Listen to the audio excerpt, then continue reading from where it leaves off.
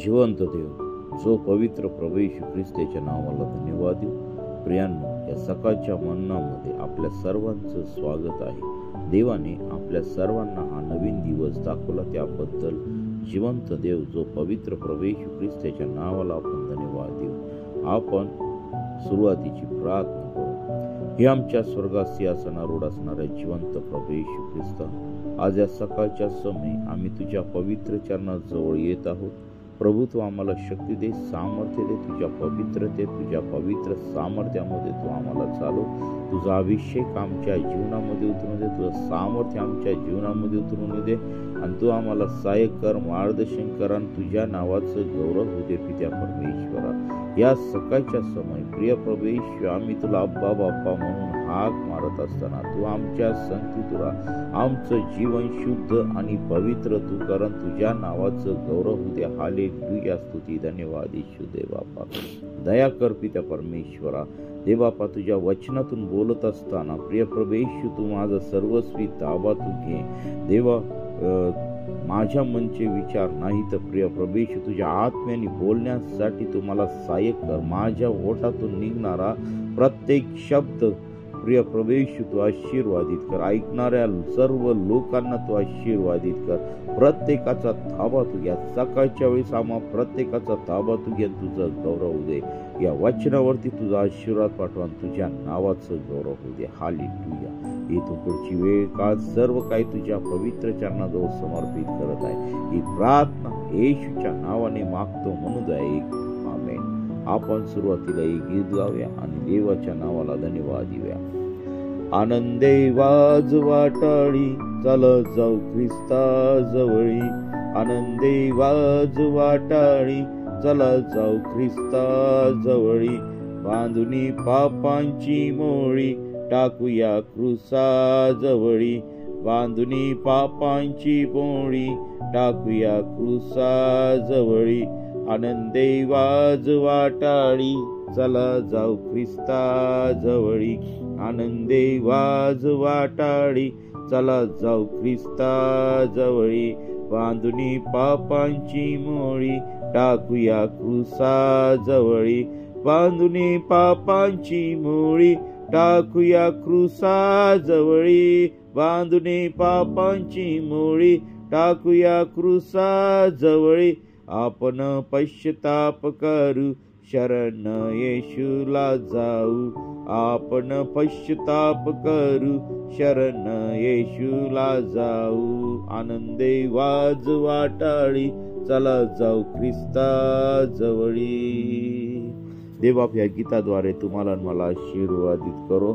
आणि प्रियांनो, आजच्या मन्नासाठी प्रेषितांची कृत्य याचा 12वा अध्याय या वचनातून आपण पाहणार आहोत.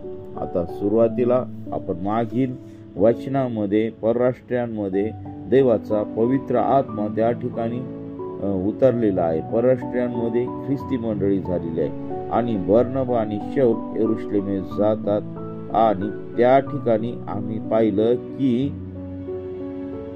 अगब नावाच्या मनुष्याने उठून आत्म्याच्या योग्य सुचवले की सर्व जगात मोठा दुष्काळ पडणार आहे आणि हा दुष्काळ कौद्यांच्या वेळेस पडला.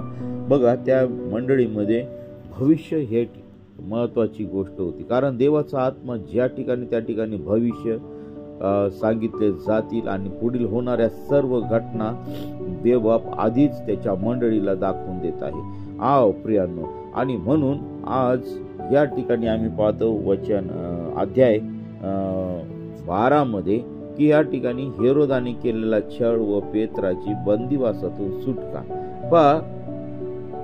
त्या सुमारास हेरोद राजाने मंडळीतल्या काही जणांस छळावे म्हणून त्यांच्यावर हात टाकला आणि योहानाचा भाऊ याकोब याला त्यांनी तलवारीने जीवे मारले. ते यहुदी लोकांना आवडले असे पाहून तो पेत्रालाही धरण्यास पुढे सरसावला. ते बेखमीर भाकरीचे दिवस होते. त्याला धरल्यावर त्याने त्याला तुरुंगात ठेवले आणि त्याच्या रखवालीकरिता त्याला शिपायांच्या 4 चौकड्यांच्या स्वाधीन केले. वलांडण सण झाल्यावर त्याला लोकांपुढे बाहेर आणावे असा त्याचा बेत होता. याप्रमाणे पेत्र तुरुंगात पहाऱ्यात होता. परंतु त्याच्याकरिता देवाजवळ मंडळीची प्रार्थना एकाग्रतेने चालली होती। या ठिकाणी प्रियांनो, सर्वात महत्वाची गोष्ट आम्हाला पाहायला मिळते। देवाचा दास, प्रभूचा दास पेत्रला या ठिकाणी अटक झालेली आहे। आता त्या काळी हेरोद राजा त्या ठिकाणी राज्य करत होता आणि म्हणून त्यांनी यहुदी लोकांना खुश करण्यासाठी जे प्रभू येशू ख्रिस्ताची सुवार्ता सांगत होते, प्रभू येशू ख्रिस्तावरती विश्वास ठेवून त्या ठिकाणी देवाचं काम करत होते, तर ह्या यहुदी लोकांना खुश करण्यासाठी त्यांनी प्रभूच्या लोकांना पकडण्याचा बेत आखलेला होता। त्यांनी काय केलं की योहानाचा भाऊ याकोब ह्याला तलवारीने जीव देखील मारलं आणि मग हे यहुदी लोकांना आवडल्याचे पाहून त्याने पेत्राला धरण्यासाठी तो पुढे सरसावला आणि हे जे दिवस होते ते बेकमीर भाकरीचे दिवस होते आणि त्याला धरल्यावर त्याने त्याला तुरुंगात टाकले आणि मग वलांडन सण झाल्यानंतर त्याला लोकांच्या पुढे आणून त्याला छळण्याचा त्याचा बेत होता, मनसुबा होता। परंतु या ठिकाणी सर्वात महत्वाची गोष्ट आम्हाला या ठिकाणी दिसते की पेत्र तुरुंगामध्ये होता, पहाऱ्यात होता, परंतु त्याच्याकरिता देवाजवळ मंडळीची प्रार्थना एकाग्रतेने चाललेली होती। प्रियांनो, आज या सकाळच्या समय आम्हाला ही खूप महत्वाची गोष्ट आहे। आज देवाचे दास दासी जेलमध्ये आहेत, मंडळ्या अक्षरशः झोपलेल्या आहेत। देवाची सेवा करत असताना आज देवाच्या सेवकांना प्रार्थनेची गरज आहे। आज आम्हाला ह्या ठिकाणी ह्या पहिल्या मंडळीची जी परिस्थिती आम्हाला ती पाहायला मिळते की ते लोक त्या ठिकाणी शांत बसलेले नाही। जर देवाचा सेवक तुरुंगामध्ये आहेत तर ते त्या ठिकाणी जागृत राहून त्या ठिकाणी ते प्रार्थना करत राहिलेले आहेत। देवाजवळ मंडळीची प्रार्थना एकाग्रतेने चालली होती की पेत्राची, देवाचा दास, प्रभूचा दास पेत्र याची सुटका देवाने करावी, म्हणून त्या ठिकाणी मंडळीची प्रार्थना एकाग्रतेने चालली होती। आज मंडळींची प्रार्थना देवाच्या दासांसाठी आहे का? हा माझा पहिला प्रश्न आपल्या सर्वांना आहे। आपण प्रभूचे लोक आहोत, देवाचे लोक आहोत, आम्ही देवाच्या दासांसाठी किती प्रार्थना करत आहोत? कारण हे जे देवाचे दास आहे ते आपलं सर्वस्वी जिवंत देवाच्या सेवेसाठी लावत आहे। मृत्यूचं भय त्यांनी आपल्या जीवनातून काढून टाकलेलं आहे, पूर्णपणे जीवन देवासाठी वाहून दिलेलं आहे। तर प्रियांनो, आज मंडळीची एक महत्वाची गोष्ट त्यांच्या जीवनामध्ये पाहिजे ती म्हणजे प्रार्थना। जर आपला पुढारी, जर आपला पाळक, जर आपला देवाचा दास सेवक जर तुरुंगामध्ये आहे तर आमची प्रार्थना ही जिवंत देवाच्या पुढे एकाग्रतेने चालली पाहिजे, प्रभूंनी त्याची सुटका करावी म्हणून। प्रियांनो, ही मंडळी प्रार्थनामय जीवन जगणारी मंडळी होती। आज मंडळी फक्त भोजन, पार्ट्या, समारंभ, वेगवेगळे सांस्कृतिक प्रोग्राम साठीच एकत्र येतात। प्रार्थनेच्या विषयी जर म्हटलं तर त्या ठिकाणी एकत्र येत नाही आणि विशेष म्हणजे उपास प्रार्थना जर असली तर कुणी हजर राहत नाही। लोकांना वेगवेगळे काम त्या ठिकाणी दिसतात। प्रियांनो, आज या सकाळच्या समय देवाचा आत्मा आपल्या संगती बोलत आहे, आम्ही प्रभूच्या सेवेसाठी वेळ दिला पाहिजे। आज आमचे पुढारी जर जेलमध्ये आहेत, तुरुंगामध्ये आहेत, देवाचे दासदासी जेलमध्ये आहेत, तर त्यांच्यासाठी आम्हाला एकाग्रतेने प्रार्थना करायची आहे। प्रार्थना ही बंधन तोडणारी आहे, प्रार्थना ही जीवन देणारी आहे, प्रार्थना ही मेलेल्या लोकांना जिवंत करणारी आहे। त्यासाठी आम्हाला प्रार्थना ही आमच्या जीवनामध्ये पाहिजे। Praise the Lord, hallelujah. आणि मग पहा, हेरोद त्याला बाहेर आणणार होता, त्या रात्री 2 बेड्या घातलेला असा पेत्र दोघा शिपायांमध्ये निजला होता आणि पहारेकरी दरवाजा पुढे तुरुंगाचा पहारा करीत होते, तेव्हा पहा, प्रभूचा दूत त्याच्या जवळ उभा राहिला आणि खोलीत उजेड चकाकला. त्याने पेत्राच्या कुशीवर थापटून त्याला जागे करून म्हटले, लवकर उठ. तेव्हा त्याच्या हातातील साखळ दंड गळून पडले. आणि मग देवदूत त्याला म्हणाला, कमर बांध, पायात वाहना घाल. त्याने तसे केले. त्याने त्याला म्हटले, तू आपले वस्त्र पांघरून माझ्या मागे ये. तो निघून त्याच्या मागे गेला. तरी देवदूताकडून जे झाले ते खरोखर घडत आहे हे त्याला कळेना. आपण दृष्टांत पाहत आहोत असेच त्याला वाटले. पहा, खूप अद्भुत सामर्थ्याने या ठिकाणी पेत्राची सुटका देवाने केलेली आहे. प्रियांनो, का केलेली आहे सुटका, याचा आम्ही ह्या ठिकाणी विचार केला पाहिजे. पेत्राचं पूर्णपणे आत्मजीवन समर्पित या ठिकाणी प्रभूला होतं. त्याने त्या ठिकाणी मृत्यूची पर्वा केलेली नाही. त्याने प्रभूच्या सेवेसाठी स्वतःला पूर्णपणे ह्या ठिकाणी वाहून घेतलेला आहे. देवाचा पवित्र आत्म्याचं सामर्थ्य त्याच्या ठाई आम्हाला त्या ठिकाणी दिसून येत आहे. आणि मग पहा, ही मंडळीची प्रार्थना त्या ठिकाणी कार्यान्वित झाली. देवबापाने त्या ठिकाणी उत्तर दिलं. आणि पहा, पेत्रा हा शिपायांमध्ये निचलेला होता. त्याला हातापायांमध्ये बेड्या घातलेल्या होत्या. आणि पहा, त्या ठिकाणी सैनिक त्या ठिकाणी तुरुंगाचा पहारा देत होते. आणि तेव्हा अशा प्रसंगामध्ये त्या ठिकाणी पहा, प्रभूचा दूत त्याच्या जवळ उभा राहिला आणि खोलीत उजेड चकाकला. सर्वात महत्वाची गोष्ट आम्हाला ह्या ठिकाणी दिसते, प्रभूचा दूत त्याला सोडवायला त्या ठिकाणी आलेला आहे.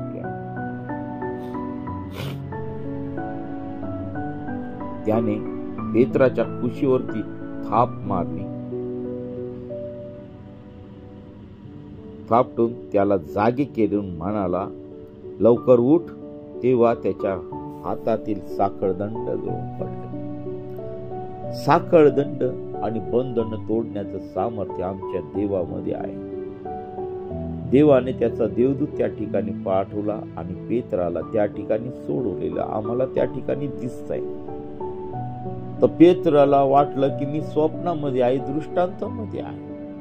त्याला त्या ठिकाणी समजत नव्हतं की काय चाललंय, काय होत आहे. प्रभूचा दूत त्याच्या संगती बोलत आहे हे त्याला कळना. एवढं प्रभावी सामर्थ्य त्या ठिकाणी होतं. बघा, मंडळीची प्रार्थनेचं उत्तर ह्या ठिकाणी देवाने दिलेलं आहे.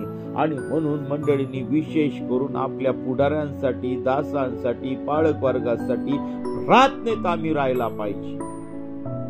ओ पिता, ओ पुढाऱ्या, आज आम्ही आमच्या दास दासींसाठी प्रार्थना करत नाही, म्हणून आज त्यांच्या जीवाला ते मुकत आहे. प्रियानो, आपण असंच म्हणतो की देव शास्त्रामध्ये लिहिलेले शेवटच्या काळी छळ होणार आहे, शेवटच्या काळी छळ होणार आहे आणि आपल्याला त्याच्यासाठी मारावं लागेल. परंतु प्रियानो, आज आम्हाला प्रार्थनेची गरज आहे.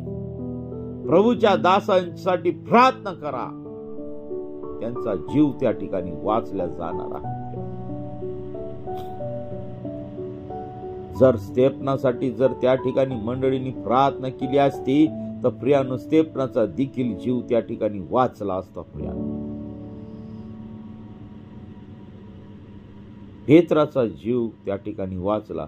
मंडळी त्या ठिकाणी हलगर्जीपणा केला नाही. मंडळी त्या ठिकाणी प्रार्थना करत राहिली आहे. आणि अशीच प्रार्थना करणारी मंडळी आजच्या ह्या जगामध्ये, आजच्या ह्या परिस्थितीमध्ये पाहिजे. प्रार्थना ही सर्व बंधन तोडून टाकणारी आहे. या ठिकाणी साखळ दंड गळून पडलेले आहे त्यांच्या ठिकाणी. आणि मग देवदूत त्या ठिकाणी म्हणाला, कमर बांध, पायात वाहना घाल. त्याने तसे केले. त्याला म्हटले की तू आपले वस्त्र पांघरून माझ्या मागे ये. तो निघून त्याच्या मागे गेला. तरी देवदूताकडून जे झाले ते खरोखर घडत आहे हे त्याला कळेना. आपण दृष्टांत पाहत आहोत असेच त्याला वाटले. नंतर पहिला व दुसरा पहारा ओलांडून ते नगरात जाण्याच्या लोखंडी दरवाजापर्यंत आल्यावर तो आपोआप त्यांच्यासाठी उघडला गेला. आणि ते बाहेर पडून एक रस्ता चालून गेले. तो देवदूत त्याला सोडून गेला. मग पेत्र भानावर येऊन म्हणाला, आता मला खरोखर कळले की प्रभूने आपला दूत पाठवून हेरोद्याच्या तावडीतून व यहुदी लोकांचा संपूर्ण अपेक्षा भंग करून मला सोडवले आहे. पहा, एवढं मोठं काम देवबापांनी त्याच्या दासासाठी केलं. पण किंवा जेव्हा मंडळी प्रार्थना करत होती तेव्हा खूप मोठा चमत्कार त्या ठिकाणी झाला. पण हे केव्हा घडतं? जेव्हा पूर्णपणे आम्ही प्रभूच्या स्वाधीन असतो. मग 12व्या वचनामध्ये हे लक्षात आल्यावर तो योहान, ज्याला मार्कई म्हणतात, त्याची आई मरिया हिच्या घरी गेला. तेथे बरेच लोक एकत्र जमून प्रार्थना करत होते. सर्वात महत्वाची गोष्ट, प्रार्थना करत होते.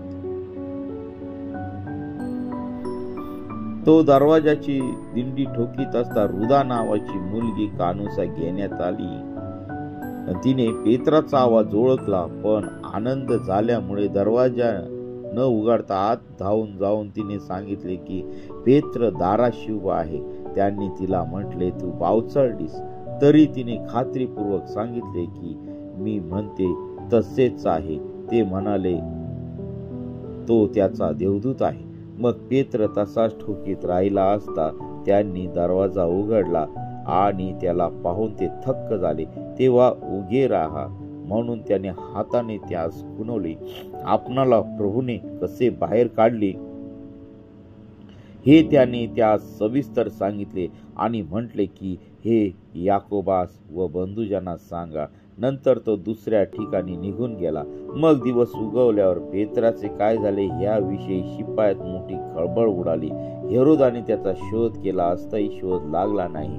म्हणून त्याने पहारेकरांची चौकशी करून त्यांना ठार मारण्याचा हुकूम सोडला. मग तो यहुद्यातून कैसरियात येऊन राहिला. प्रियांनो, पेत्राच्या जीवनामध्ये ही सगळ्यात मोठी साक्ष आहे. प्रभूने त्याला कसं सोडवलं. पण केव्हा सोडवलं? की त्याच्यासाठी लोक मंडळी प्रार्थना करत होते. प्रियांनो, आज मंडळीच्या जर सांभाळ करायचा असेल तर पुढाऱ्यांसाठी प्रार्थना करा, पालक वर्गासाठी प्रार्थना करा, देवाच्या दासदासींसाठी प्रार्थना करा, आध्यात्मिक जे वडील आहे त्यांच्यासाठी प्रार्थना करा. देवाने त्यांना जास्तीत जास्त जीवन द्यावं आणि सैतानी हल्ल्यापासून त्यांचा बचाव करावा. यासाठी मंडळी, प्रिय देवाच्या लोकांनो, जागृत राहा. देवाच्या दासाला मरू देऊ नका, कारण देवाच्या दासांची ह्या शेवटच्या काळामध्ये खूप गरज आहे. प्रार्थनेमध्ये राहा, गुडघ्यावर या, म्हणजे देवबाप या ठिकाणी काम करणार आहे. देवाचा दूत पाठवून त्या ठिकाणी देवाच्या दासांना सोडवणार आहे. हालेलुया. आणि म्हणून या ठिकाणी हेरोदाने पेत्र निघून गेल्यानंतर त्या ठिकाणी खूप शोधलं, परंतु त्या ठिकाणी तो सापडलेला नाही. पेत्र वचन 20 मध्ये आम्हाला ह्या ठिकाणी दिसतं, 20 ते 25 मध्ये, की हेरोदाचा मृत्यू. हेरोद सोरकरांवर रागवला होता, म्हणून ते एकमताने त्याच्याकडे आले व राजाच्या रंगमहलावरील अधिकारी ब्लस्त याला अनुकूल करून घेऊन त्यांनी समेट करण्याची विनंती केली, कारण त्या राजाच्या देशावर त्याच्या देशाचे पोषण होत असे. नंतर नेमलेल्या दिवशी हेरोद राजवस्त्रे घालून आसनावर बसला आणि जमलेल्या लोकांपुढे भाषण करू लागला. तेव्हा लोक गजर करून बोलले, ही देववाणी आहे, मनुष्यवाणी नाही. त्याने देवाला गौरव दिले नाही. म्हणून तत्क्षणी प्रभूच्या दूताने त्याच्यावर प्रहार केला आणि तो किडे पडून मेला. पण देवाच्या वचनाची वृद्धी व प्रसार होत गेला. बर्नबा व शौल हे आपली सेवा पूर्ण करून, ज्याला मार्कई म्हणत, त्या योहानाला बरोबर घेऊन यरूशलेमहून माघारी आले. पहा, हेरोद राजाने स्वतःच देवाचं गौरव स्वतः घेतलेला आहे आणि म्हणून ह्या ठिकाणी देवाने त्याला तत्क्षणी त्या ठिकाणी शिक्षा केलेली आहे आणि त्याला त्या ठिकाणी किडे पडून तो मेलेला आहे. देवाच्या दूताने प्रहार केला आणि तो किडे पडून मेला.